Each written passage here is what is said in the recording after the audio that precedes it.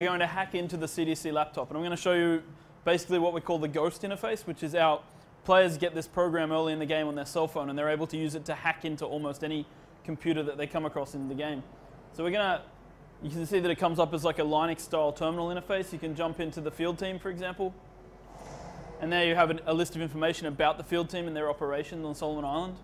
And Ghost has actually downloaded a HTML version of this. So when we close the computer interface, if we open our mission journal, the information has been saved in our journal under the show image button here. So when you click that, you get to see the website, the HTML website that Ghost has downloaded.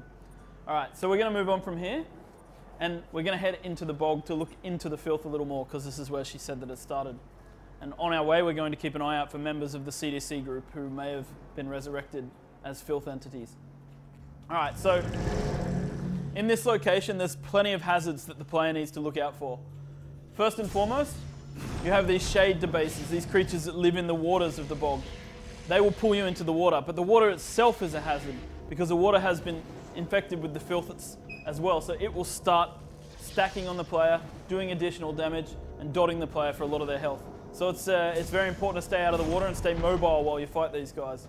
So as you can see, we have humans that have also been infected, and these guys are actually wielding weapons, so they haven't forgotten how to use shotguns and pistols and things like that. And they'll be attacking the player as the player goes in. So it's very important that we take these guys down and try to find out what's going on. But we just received our first achievement in the game. And so we're going to open the achievements window now and talk a little bit about the achievement system. So you see the player has got a bunch of achievements. They've received the Got Filth achievement for killing 10 filthy humans. Achievements in the secret world can be used to give out rewards. You will get clothing from doing achievements. You will get items. You will get experience, you will get money. All the achievements in the game give the player rewards for completing them.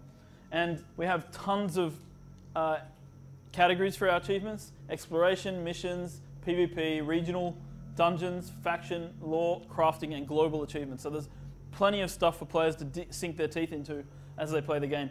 And the really cool part about the achievements is that they all tie into the story in some way. And if you really listen to what players are saying, what characters are saying as you play the game, you'll learn how to do some of these achievements. There's clues in the dialogue, and there's different things you can find out. All right, so we're going to move forward, killing these guys, make our way through the swamp, and look for the CDC members as we go.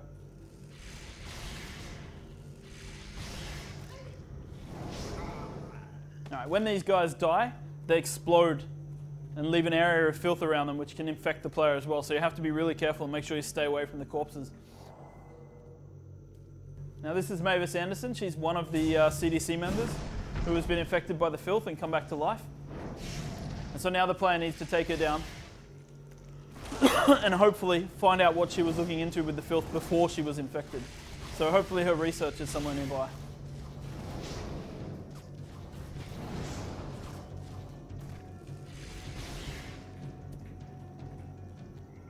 All right, so we're going to move on and click on this filth pustule, which gives us a lore piece.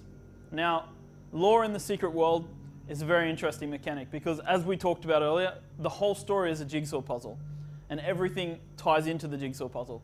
And the lore is no exception. The lore is the glue that fills in the gaps between the pieces of the puzzle. So, unlike a lot of games, where lore is used as almost an encyclopedia, so players can look up different topics and it reads like a dry encyclopedia.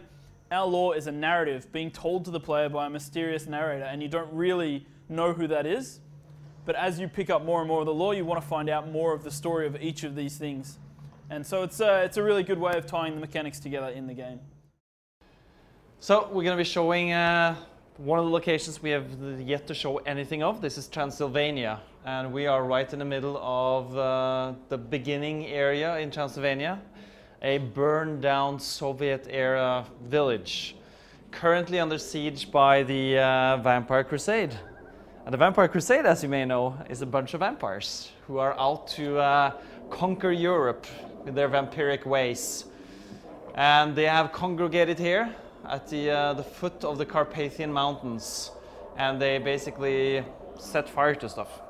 You'll be fighting vampires in Transylvania, obviously. You'll be fighting a lot of different types of vampires, from your bog standard vampires, the ones we're going to encounter here, who are basically normal vampires who just dress really well to protect themselves against the sunlight, to things called blood vampires, and eventually mutated vampires, the result of genetic experiments performed by an organization called the Red Hand, under the guidance of Stalin in the 60s here in Romania.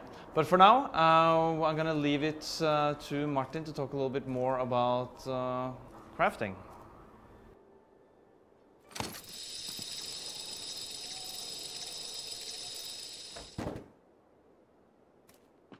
Due to the nature of our ability system, where the players can create thousands and thousands of different combinations of abilities, we really wanted to create a crafting system that can support the players in getting the right items for the right build. If you're focusing on a healing build, you want healing stats on your gear. If you're focusing on getting critical strikes, then you want crit rating on your gear. So our crafting system is called transcribing, and it's basically breaking down items that you find in the game, learning from it, and reassembling it in the item type and the item stats that you want. So right now we're following a character wielding a hammer, and he just looted a hammer, and it's a pretty basic hammer, and we're going to follow the process of increasing the quality level of this hammer, but also adding crit rating and penetration rating to the item, because it's currently using a build that requires, or it's sort of like a crit penetration build. Good stuff happens when he crits or gets penetrating hits. So this is a basic hammer. So we're going to start by breaking it down. And as we do, you can see the materials here. And the materials, they form the shape of a hammer. And this is how our transcribing works. The shape that these materials form actually defines the item type. So you see it's a hammer, and when we're going to reassemble it later, we need to put it back in the shape of a hammer. So now we've gotten some sacred metal from this. But as I said, we wanted to upgrade the quality level of this item. So we're going to take the sacred metal, put it back in the box, and assemble it, and out we get pure metal. Pure metal is a better form of metal. We're going to put this in our inventory, and fortunately enough, we've looted some pure metal from before. So we're going to put all these pure metals back in the shape of a hammer. We're also going to add a weapon assembly kit. This will increase the quality level of the hammer, and as we hit assemble, we actually get a rare hammer with increased weapon power. So now we have a really good hammer, but we still don't have the critical rating or the penetration rating. All our items consist of a prefix, a core, and often a suffix, and the players can create these items themselves and combine them. So right now we want to create a prefix that adds critical rating and penetration rating. So we're adding the materials that adds crit rating, and we're adding the material that gives penetration rating. We're putting it in the shape of a prefix, and we're adding the prefix assembly kit. And as we hit assemble, we get a glyph of ferocity. This is a prefix. We put this in our inventory, and we combine it with the hammer that we made previously, and out comes a fierce hammer. And as you can see, it has